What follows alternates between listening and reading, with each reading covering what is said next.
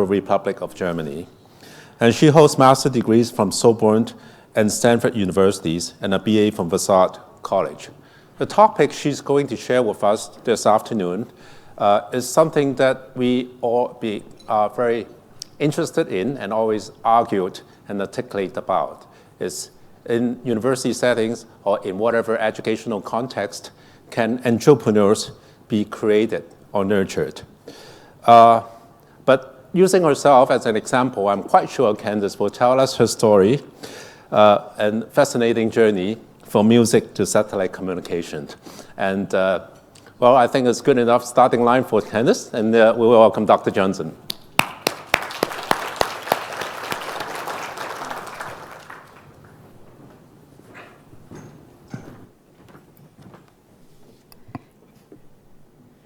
Well, oh yes. So first of all, it is truly wonderful to be home. This is my second home. And it's my second home because I've been able to create such wonderful friendships and relationships. And I think, when we are all here, and if you look back on your success, whether it's academic, whether it's entrepreneurial, whatever, I do think it is so much based on these human relationships, on long-term relationships. And I would just like to say, it was so wonderful to hear Charles Yidan speak today and to have him talk about happiness. And Alvin has been very kind in calling me Dr. Johnson. The reason I'm called Dr. Johnson is because Hong Kong Polytechnic University gave me an honorary doctorate. But I am not like all of you PhDs who have studied and researched and learned so much over the years. So my criteria for success is what I call happy days.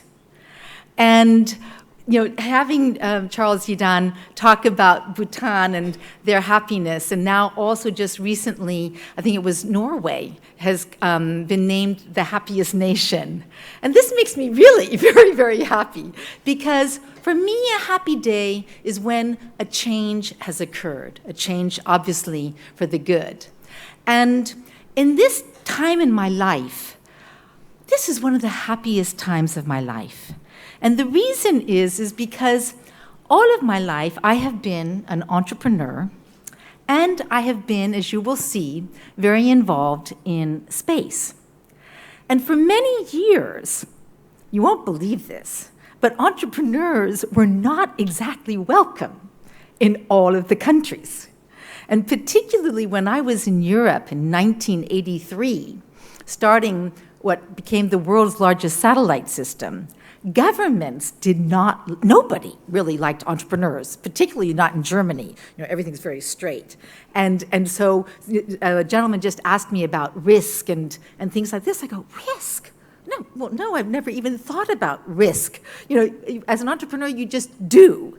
And of course, that can be quite worrisome to people who are being done to.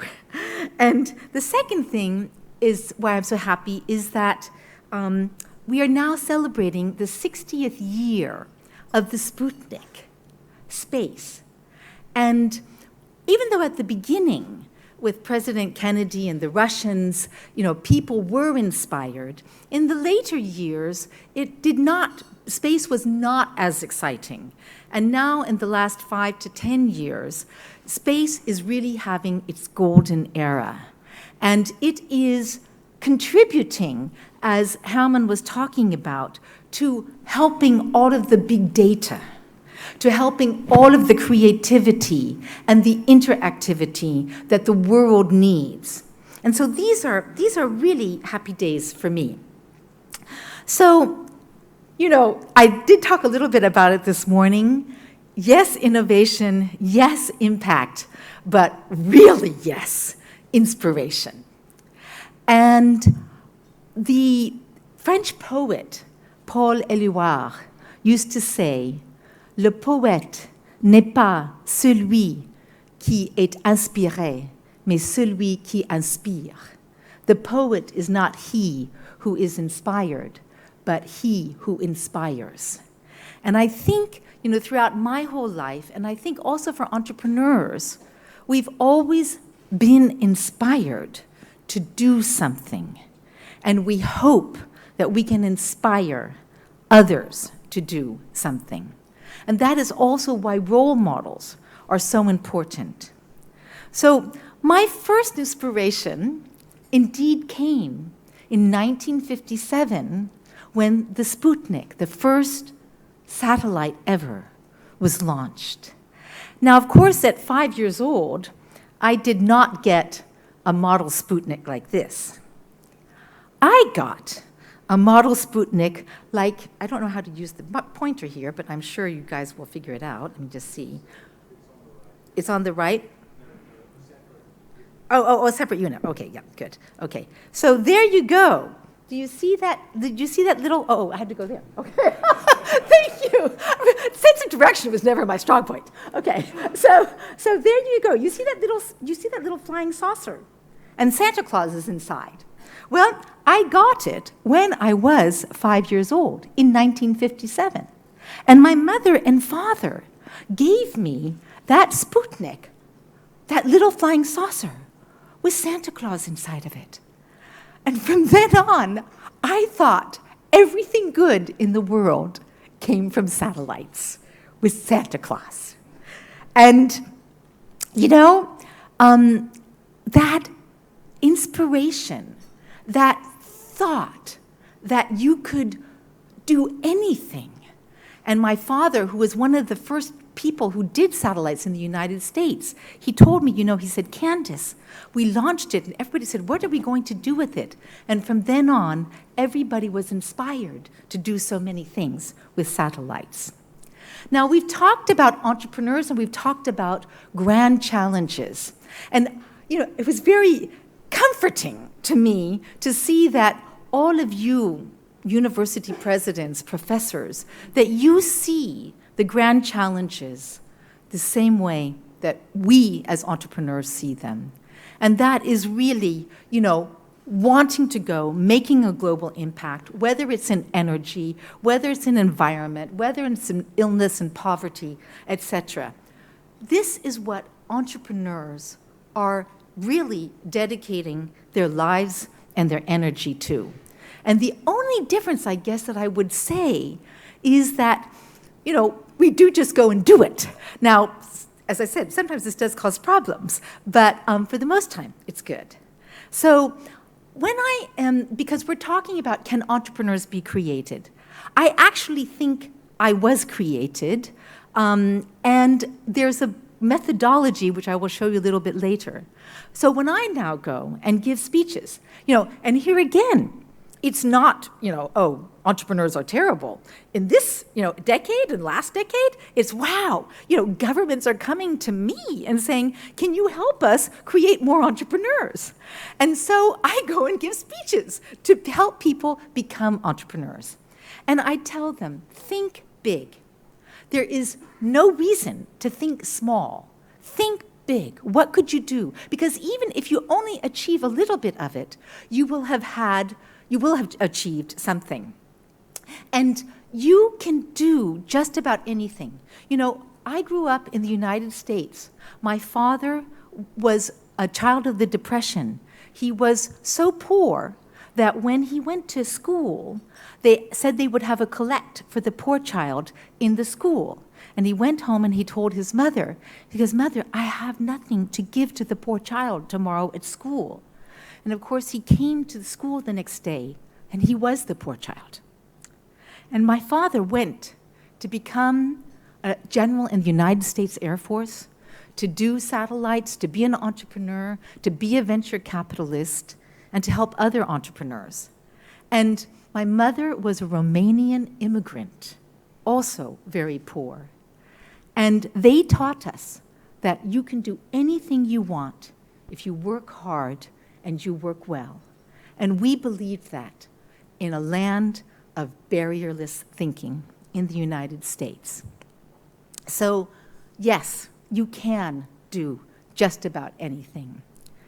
And today, with all of the things that we have at our disposition, be it satellites, mobile phones, whatever makes you happy to use artificial intelligence, just go and do it.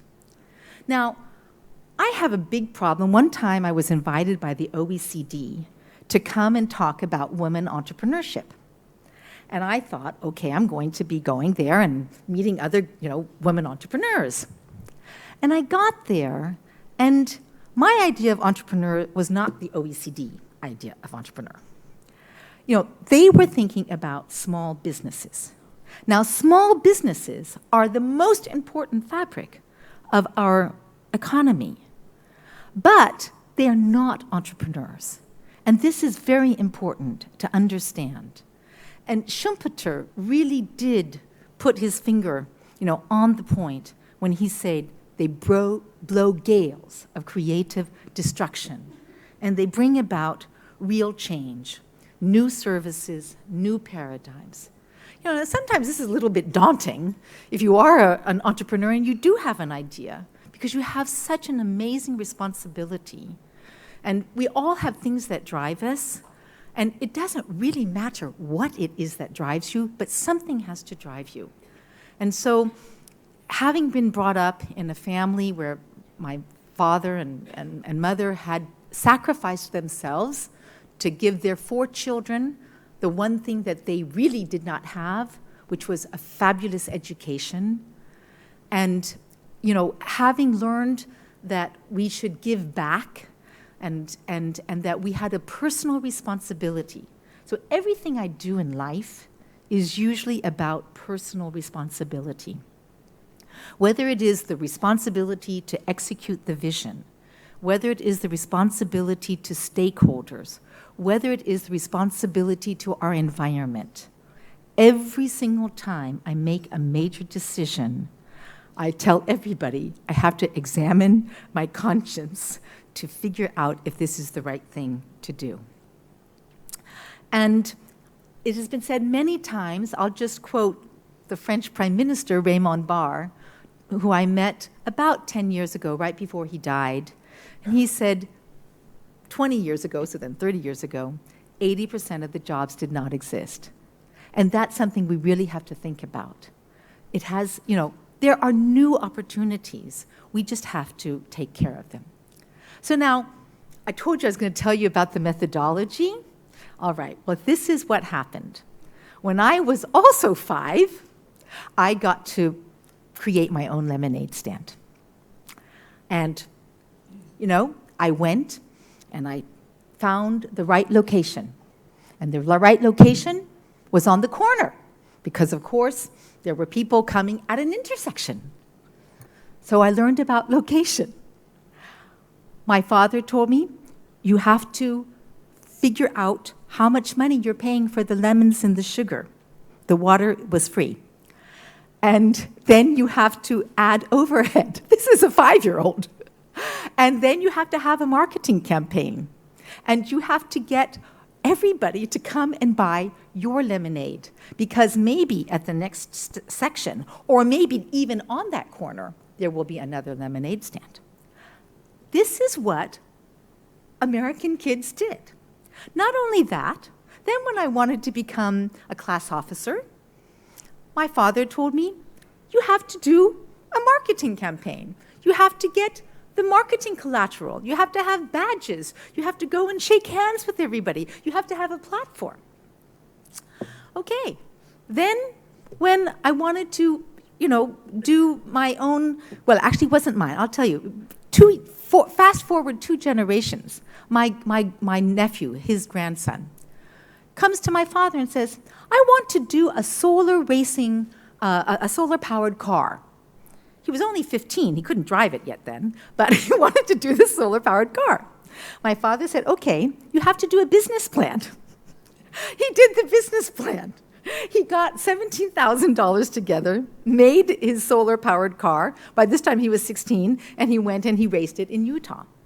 From the beginning, in my family, we were all taught how to do marketing, how to do business plans, how to execute a vision, how to put down your idea on a piece of paper.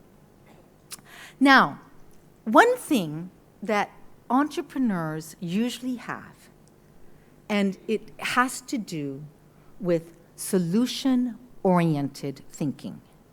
If anybody comes to me and says, Candace, I have a problem, I say, go away and come with the solution. That's all I want to hear about. I may not have known that I had the problem, but I want them to come with the solution. And you have to almost have this messiah, like, you've got to save the world type of thing, or this personal responsibility, because you do need a lot of energy to go and to create those things. And you also have to, sometimes they say, oh, you need to fire the entrepreneur. When venture capitalists come in, they usually say, we're going to fire the entrepreneur. No, the entrepreneur is the only one who knows the roadmap, who knows exactly what that company needs to do because they have the solution-oriented thinking, and they've been doing that all of their lives. It does not mean that the entrepreneur needs to be the CEO. I hate being the CEO. I hate managing. I love being an entrepreneur. And whenever I can, I get the CEO and the COO as soon as possible because I know that those are not my strengths. But I do know that when the mountain needs to be climbed or when that solution needs to be found, I'm the one who has to find it. I have that responsibility. Now, this is so fun because, Hamad, you were talking about intuition and about brains and machines. Well, you are an academic and an entrepreneur and an intuition person, but, I was not an academic. And it used to drive me crazy because everybody told me all of the time, if you can just imagine being a woman always in space and high tech and being told that you were good because you were intuitive. Well, let me tell you, it gets a little bit tiring after a while. And so I thought, okay, this is ridiculous. I'm not intuitive. I have object-oriented technology and thinking. Now, how does that work? I am a musician. I have 5 degrees in music, so I'm a classical musician. And for me, a Bach fugue is probably the most beautiful network. And just think about, object-oriented technology where you have all of your data and your data pools. Well, for me, I have a very good memory. This is true. And so I have all of my data depots. And then I am constantly receiving stimuli to all of these data depots. And then I put them together. I literally, connect the dots, except for these are connecting the data depots. And then you can project into the future. And I try to do this whenever I am confronted with either a problem or with an opportunity. And I also do it at night. So before I go to bed at night, I program that I need to have the solution. And indeed, I do let my brain work. And I am convinced that you can teach people how to do this type of thinking, which some people call intuitive, but really, which is object-oriented technology. Now, many times, here again, we're asking, can entrepreneurs be created? Can they be taught? And so these are just some of the tips, that I do give entrepreneurs to, solve big problems, solve universal problems. Think addressable market. You have to think, how many people are going to use this? Do you know why Skype exists today? It exists because Nicholas Zenstrom and his colleagues, the founder of Skype, thought, what does everybody want to do? And they decided if everybody could telephone free, that would be great. That would be a wonderful market. And then they built Skype to address that market and that problem. And, you know, everybody talks about entrepreneurs and says, they are, intuitive, creative, all of this stuff. No, actually they think very hard, and they put their ideas down on paper, and they have financial numbers to back it all up.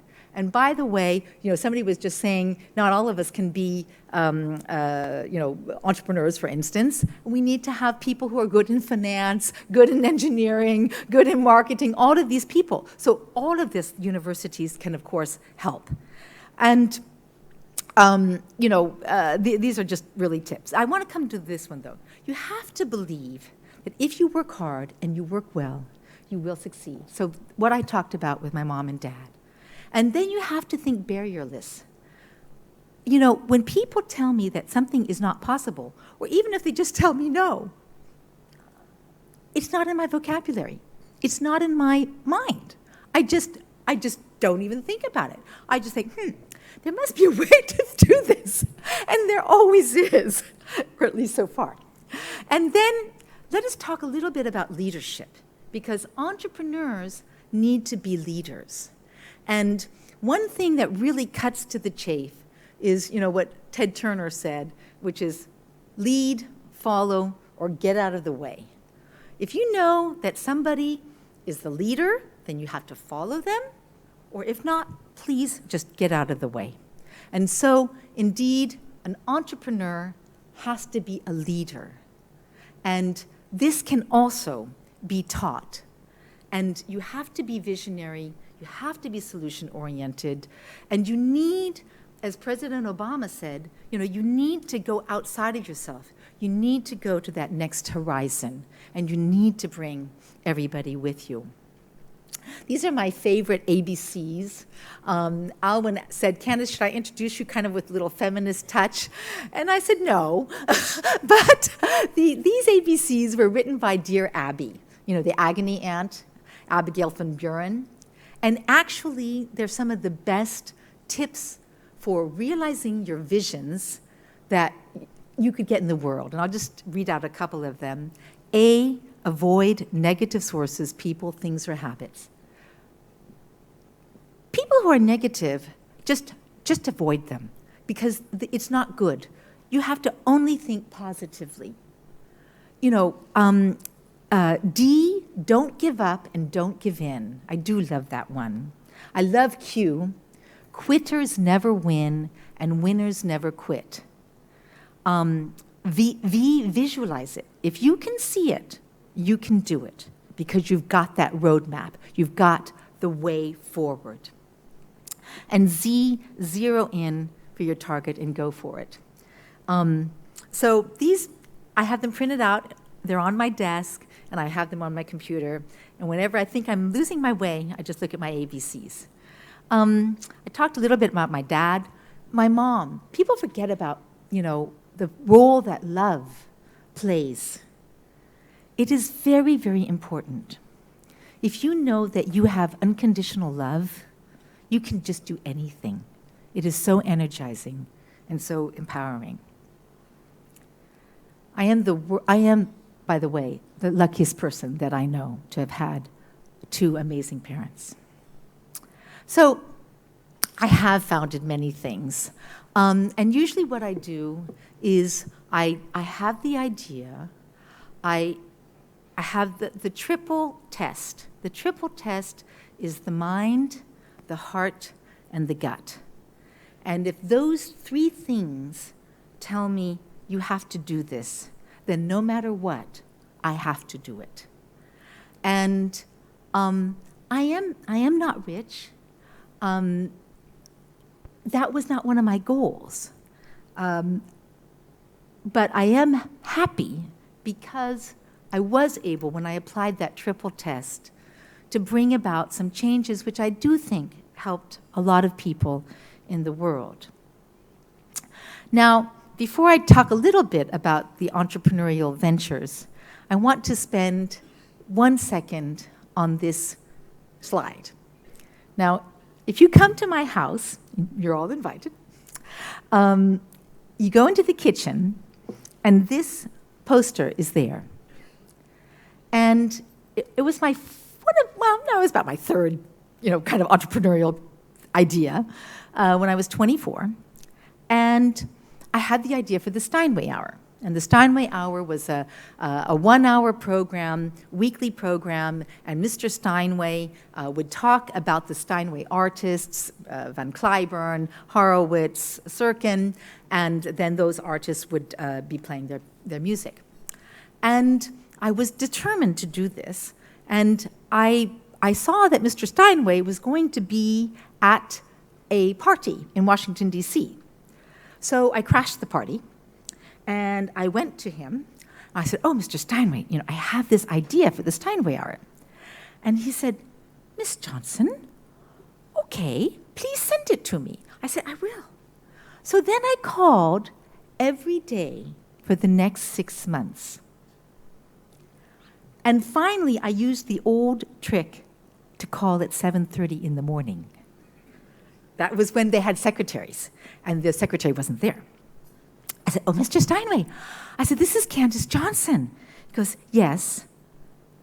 Miss Johnson, did you believe my secretary when she told you I was in a meeting, on the phone, not there?" And I said, "Yes." And he said, "Okay, we'll do the Steinway Hour with you." Now, the moral of the story is not that I was persistent or even stubborn. The moral of the story is that the idea that he did not want to talk with me never entered my head. I believed. And you have to be a true believer in what you're doing. So, visions. In 1983, I decided that Luxembourg, who was having financial steel crisis, broadcasting crisis, they needed a new pillar for economy. I told the Prime Minister, I said, "Why don't you do a satellite system?" He said, "Candace, we don't have anybody who knows how to do satellites." I said, "Well, I do." 1983, Europe did not look like this. It was a line drawn through it. It took us 5 years. We launched it in December 13th, 1988. There we are. Ladies in the room, please, remember this picture. I am the only woman. Behind me, the very good-looking guy with the white shirt is the Grand Duke of Luxembourg, and behind him is the Prime Minister of Luxembourg. We're launching our satellite from Kourou. None of those people would have been there had I not had the idea and had I not worked for 5 years without money to make certain that it happened. But I'm going to show you another picture later on that you'll love. We launched the first ever Occidental satellite on a Russian rocket, creating international peace. And all of those people who were in Europe, they all got to get freedom of choice in all of the satellite, in all of those countries, in the Eastern and the Western, when the wall fell down, and it fell down 11 months after we launched our satellite. It's one thing to become number one, it's another thing to stay number one. And when we did our IPO in 1997, I said we cannot just become Europe's largest satellite system, we have to become the world's largest satellite system. And we did that in 2001 when I architected SES Global. Loral-Teleport Europe, businesses needed to communicate between East and West when the wall fell down. There were no telecommunication infrastructures. We did it all by satellite. Europe Online, the world's first internet online service and the world's first broadband internet satellite service. I had to buy it out of bankruptcy 3 times. That's another thing about failure. I'm not so sure it's okay to fail because entrepreneurs just think that they have not succeeded yet. That's the point. They keep on going. They don't see it as a failure. They just think they have to try another way. Iridium, these are happy days when such things as the tsunami and the Katrina happened, that Iridium was the only communication structure that could serve those people in those distressed areas. I want to talk a little bit about the Festival of the Fourth Dimension. In 2006, I felt that telecommunications was not in an innovative way. And so I decided to create the first global festival of science, art, and technology in the Festival of the Fourth Dimension. And one of the works that we created was the Symphony of Machines. And it was a neural network, Hermann, and it took over all of Sophia Antipolis. And we got, for the first time ever, SAP, France Telecom, Hewlett-Packard, IBM to open up their networks, basically creating the cloud. And we put a neural network which was then made of sensors taking sounds of the birds into the neural network, connected to lasers and to loudspeakers for 3 days and 3 nights, building on everything. It was really, really cool, and it was art bringing technology forward. I also want to talk a little bit about Raspberry Pi. Hermann is one of the co-founders and really, I think, founder of Raspberry Pi, the $25 computer. And here again, just to show you global networking. So what happened is I got actually 2 of the first 10 Raspberry Pis from his co-founder, Jack Lang, to do coding, to teach kids how to code and program in the Middle East. And we put it into Lebanon. What we didn't expect, though, was that in putting our program, youth to youth, 10-year-olds teaching other 10-year-olds how to code and program using the Raspberry Pi, that UNICEF would come and say, wow, we want to use this in the refugee camps, your program and the Raspberry Pis. And now, in about a month's time, the woman who I had gotten to do this in the Middle East, Eliane Metni, will be coming here to Hong Kong to work with the computational thinking and to be at the conference. I give myself the luxury and the privilege and the responsibility to have women come to the fore. This is the century of women. And so I've done the Global Telecom Women's Network, I've done the Global Board Ready Women, and 4 years ago I created Oceania Women's Network Satellite. So men are not allowed, only women. And we have now created Pacific and are bringing high throughput internet into all of these islands and bringing education, bringing healthcare. Our first clients were 6 schools and a hospital, and it's one of my greatest joys, and it's all privately financed by women and business angels. It's really, really cool. And you know, there are so many things now that we are working on with satellites, be it for climate change, saving lives, CubeSats. I hope you here in Hong Kong are doing lots of CubeSats. Earth intelligence, space situation awareness. We have a problem with debris. So space situation awareness helps get rid of that debris and helps identify it. So, you know, that's just my tool. But you will all have your tools, or your students will have your tools, or your entrepreneurs that you help mentor, they will have their tools. So what do I think is the future? So I definitely do think that, you know, by using this brain, that we will be able to communicate with the planets via brainwaves. I think this is the only way we're going to be able to do this. And maybe you've heard about Elon Musk thinking that, you know, we could kind of, how should we say, accelerate the brain or augment it with computers.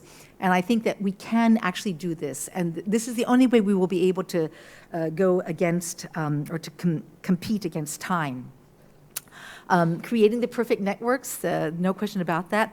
I think that everybody does have their own special talent, and that we just need to enable that. And if we enable that and give everybody that belief that they can do it, this really will be a fantastic world. So can entrepreneurs be created? I think they can be definitely inspired. I think they can be identified. Guaning showed me his picture of his grandchild, 1.5, doing her exercises. Let me tell you, she is going to be an entrepreneur. They can be nurtured. They can be mentored. My friend, vice chairman of EY, says, capital without mentorship is lost capital. I believe they can be created. Let's make it happen. Thank you so much.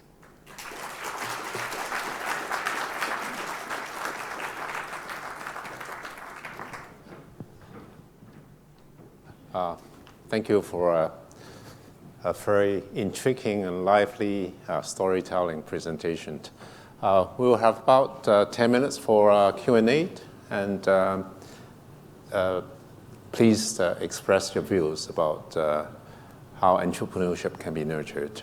Ask questions, and I'm sure Candace will surprise you again with her answers.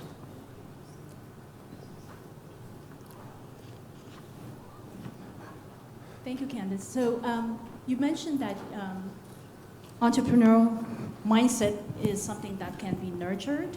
And I'm just wondering, how would you help educate students today to develop that capability? Yes. So one of the, I think, challenges that universities have is that they basically get everybody too late.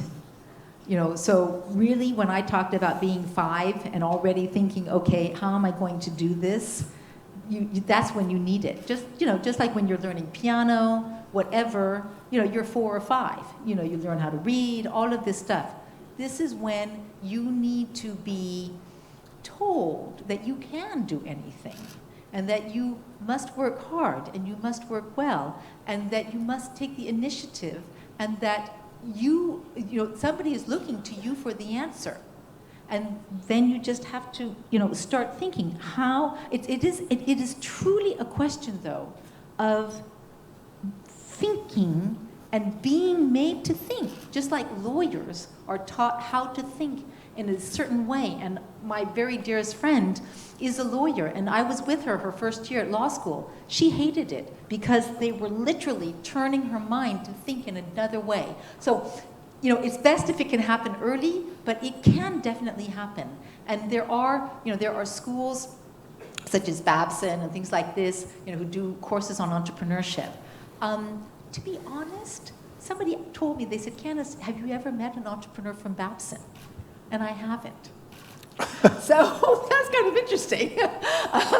But, definitely it can be taught, and it can be inspired by role models. Yeah, we just got to get them early. No. Herman.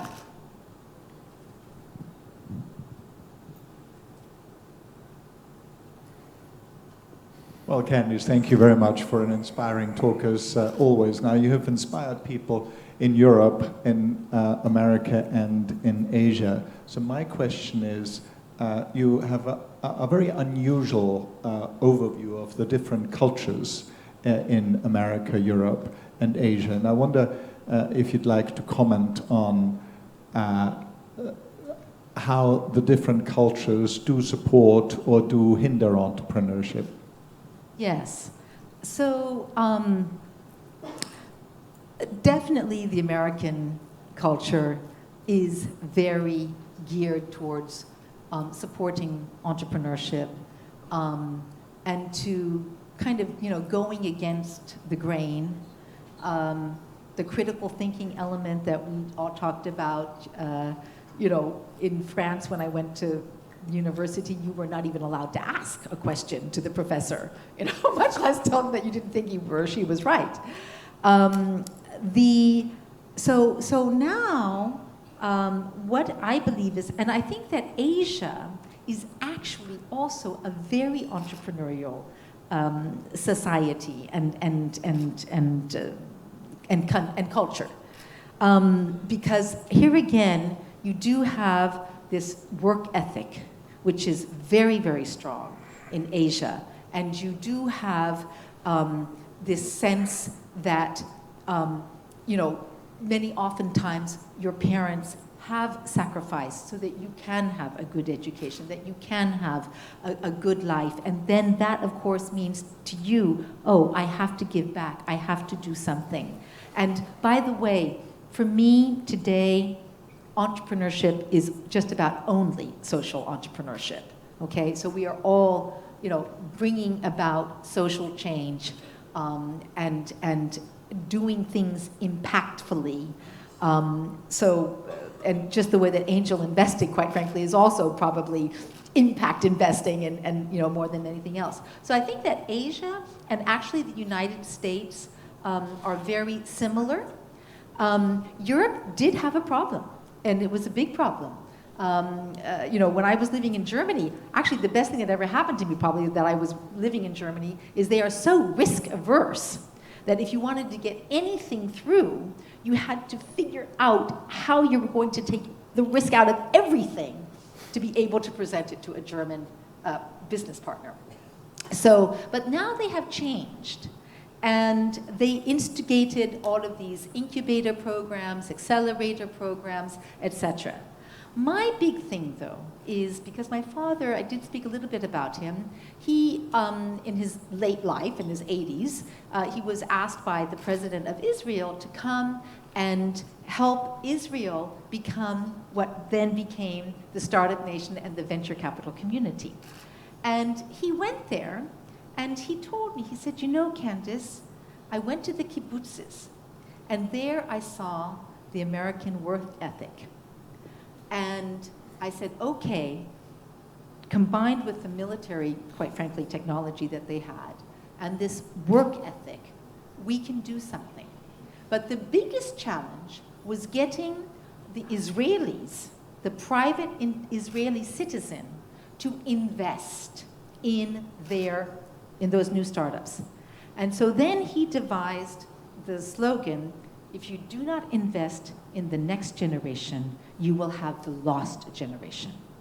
And so one of the reasons why I accepted to become the president of the European Business Angels is because I want to create Europe to become a nation of investors.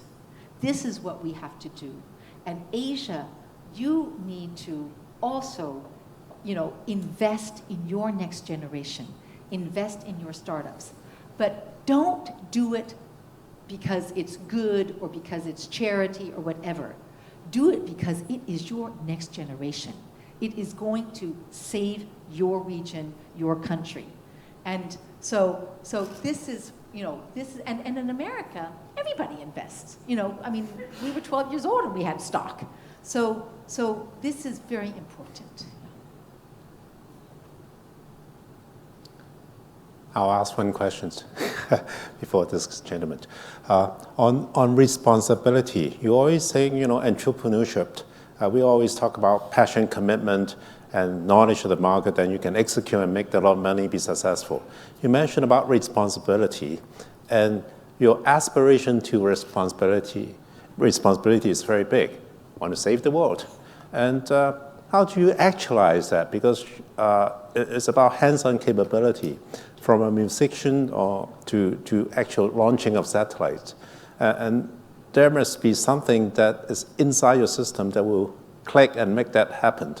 And you haven't talked too much about that beyond your aspirations. Can you share with us? Well, as I said, choose your weapons, right? So it just so happened that I was born into this family, which had satellite. Knowledge. And, I grew up with Werner von Braun. I grew up with Vinton Cerf, the father of the internet. These are the people that I grew up with. That's why I'm telling you, I am the luckiest person in the world. So it didn't occur to me that everybody did not do satellites. But that said, actually, and this is another reason, I have 3 siblings. None of them are doing satellites, None of them are entrepreneurs. I am the only one in the family. So you can be creative, I think. So it doesn't really matter. You could be using artificial intelligence, you could be using satellites, you could be using mobile phones, you could be using social networks, whatever. But whatever you do use, you have to know it very well. You have to be, I think, an expert in it.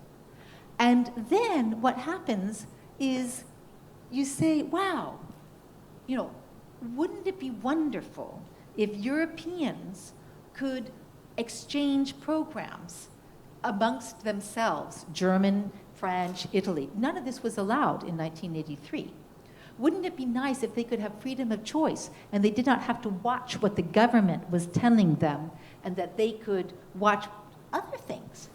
And so that, the satellite was just the platform and the tool to allow that to happen. Same thing, when the wall fell down and the corporations needed to have telecommunication networks. And I said, well, I went to the, here again, I talked to everybody about transformational deals. In every project, there is a transformational deal that has to be done. So I saw the problem, I saw the solution, and just like Mr. Steinway, I went to, at the time in Germany, the governor of the Lower Saxony, and I told him about this idea to do Teleport Europe, which would be in the center of Europe, and it would provide telecommunication networks for companies, satellite, fiber, mobile. And it would be in the center of Europe. And that person said to me, okay, what do you need? I said, I need land, I need a license, and I need money. The next day, the finance minister of the governor of Saxony came to me, Mr. Horn. He said, Gerhard Schröder, who was at that time the governor of Saxony, Lower Saxony, said, I should give you everything you wanted. I said, fine. And 10 years later, he became the Chancellor of Germany. And he was kind enough to remember that he actually said I kind of helped him become the Chancellor of Germany. So that's another thing. You have to, but you go back to this idea about believing. You have to believe so much that you're going to go to whoever is going to help you do it. With Europe Online, I was working with the IP protocol. I said, this IP protocol is fantastic. It would allow mothers to be able to speak with mothers. Everybody should have this. And so that's why I created Europe Online. So it's always out of a need. In Oceania Women's Network Satellite, it got founded because two young New Zealanders came to me and said, Candace, we need to have internet connectivity in New Zealand, and we're going to go to Australia to get a satellite. And I said, don't be ridiculous, start your own satellite. And so we started our own satellite. So, yeah. This gentleman over there. Please.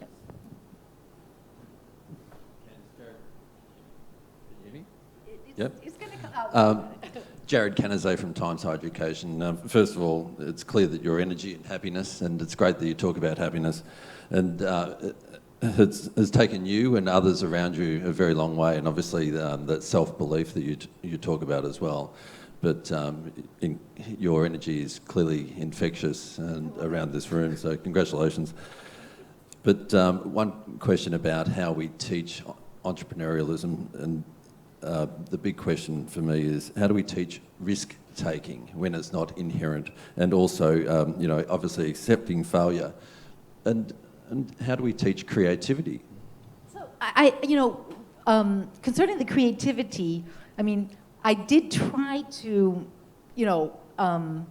explain that with the object-oriented technology and the intuition. People always said, oh, you're so creative, you're so intuitive. I go, no, I am not. I am just like you. I'm a scientist, I'm a technologist, etc. I'll tell you a funny story. When I was dating at Stanford, I dated a PhD who was doing organizational behavior. And, and he was always taking notes on me, and I said, my God, why are you always taking notes on me? And he goes, because Candace, you're so creative, and I want to figure out how you get those ideas. I said, well, I don't want you to take notes on me. I just want you to kiss me. So, so I think creativity, hopefully with that, object-oriented technology. With risk-taking and failure, you know what? I wouldn't teach it. No. Just like the A, avoid negative thoughts, people, and habits. And my God, if you were going to worry about risk-taking all of the time, you wouldn't go and do what you need to do, So what you have to do, this is where the personal responsibility comes in, though. The personal responsibility, it's to the vision, it's to the stakeholders, the users, the environment. So if you are thinking, I have to make this right, and you are making certain that every single thing you are doing is going to make it right, then you don't have to worry about risk-taking, because at least in your mind, you are doing everything. I'll give you a little secret. Every time there is a launch of one of my satellites, I go into hibernation for 2 days beforehand. And I just think positive thoughts to the launcher and to the satellite. It works every time. So it does. But you do not teach risk-taking and failure. Teach responsibility, and that you have a responsibility to make this happen, because if you don't, then it won't happen and the good thing won't happen.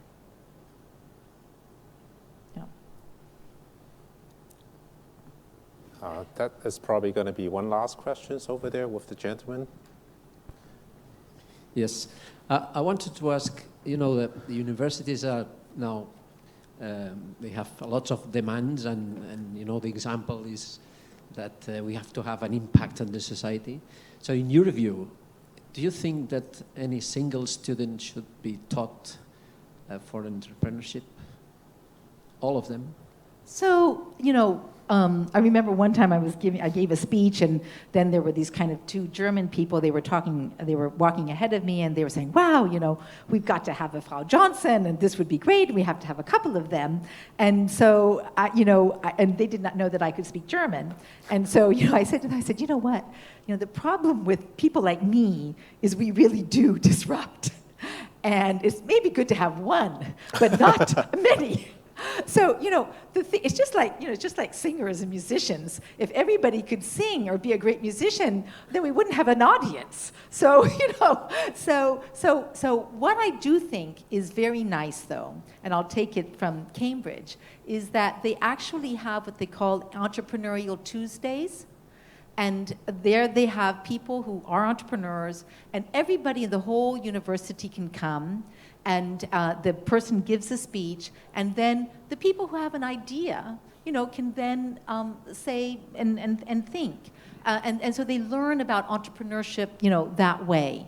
But, the things that entrepreneurs really need, they need good finance people, they need good operations people.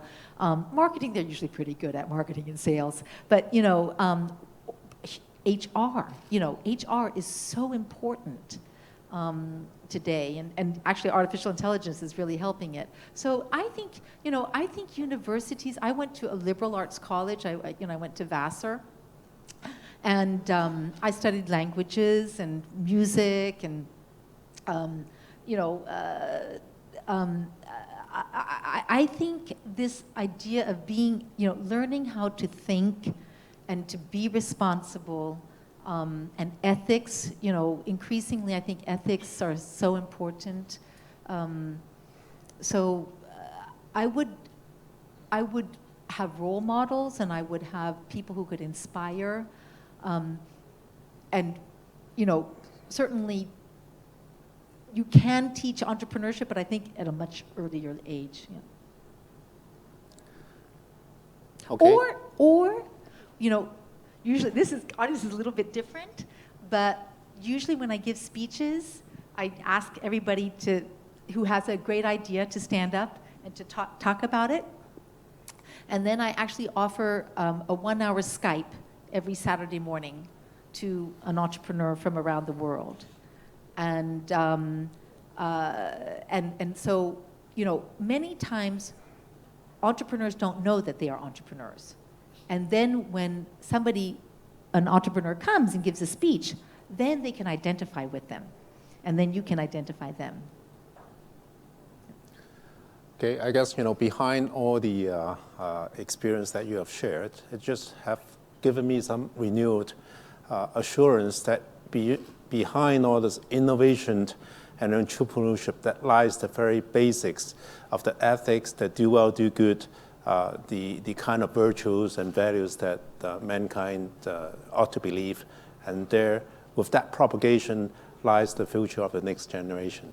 Absolutely. You could not have said it. With that note, thank you again, Dr. Johnson.